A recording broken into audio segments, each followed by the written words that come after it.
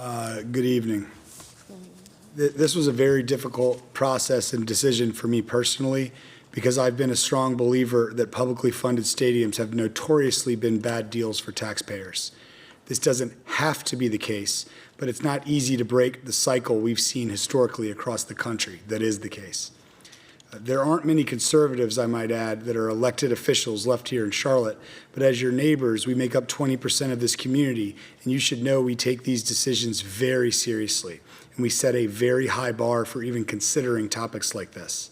That's why I and many of my colleagues here proactively had working sessions in Tracy Dodson's office to get access to and perform diligence on all documentation that has been crafted and negotiated over the last many months, specifically including the negotiated and red line contracts that have been crafted by our legal and business teams together, and in its current state has zero unresolved issues in the red lines from our legal department, which align to the deal points in front of us all now. I'm thankful to my colleagues who cared enough to take advantage of this option to have a meeting of the minds that was open to us all. The way I think about this deal in its simplest terms is to picture it as three phases. The foundation is number one. From 2018 to today, TSE has invested $125 million and expanded the economic impact of the stadium from $600 million to $1.2 billion annually. Second is the expansion phase. As we now embark on phase two for the next 5 years, the city will invest $650 million on a specific and defined list of assets, while TSE invests $150 million. And that's all followed by the third phase from 2029 to 2045, which I'm just referring to as completion and growth, where TSE will invest $421 million on three things, and they will invest all of that money based on the contract that's been negotiated. Building things they didn't get to in phase two, maintaining things that they did get to, and operations. I've articulated my desire to see a spirit of additional weighting placed on CapEx opposed to OpEx in that final phase, but that is the art of the deal that has to occur still.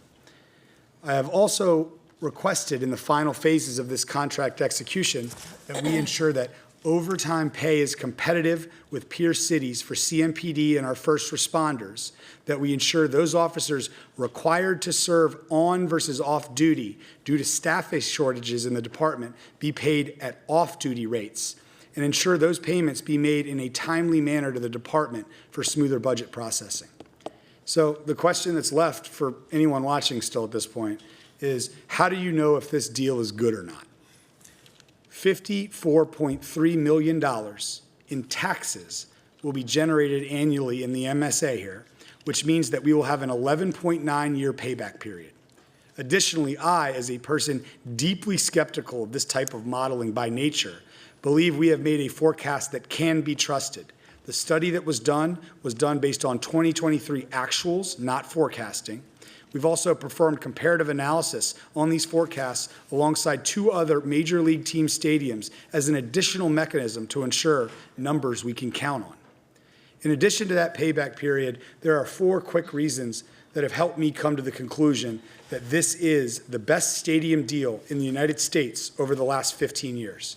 One, we're going to see an explosion of economic impact over the next 2 decades in Uptown, and this will be a major driver. I'll give you an example.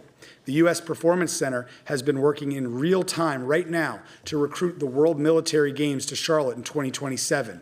And I've already gotten word the potential of these investments in our stadium is very compelling to them as they sit on the 1-yard line of this decision.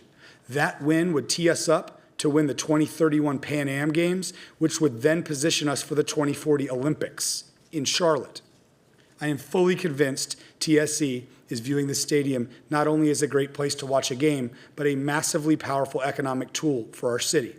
Second, we are not going to make future investments in CapEx or operating expenses. Our money is one time, giving confidence to taxpayers they know the true cost and commitment they will be signed up for. 3, TSE's commitment to maintain the facility ensures the stadium will remain in good working order, which is also an important factor ensuring the team stays in Charlotte. And then 4, having the defined and agreed upon injunctive relief we have agreed upon in this contract without set liquidated damages allows us the ability to go after amounts that would be more in line with future values equal to today's $650 million if the team were to attempt to leave.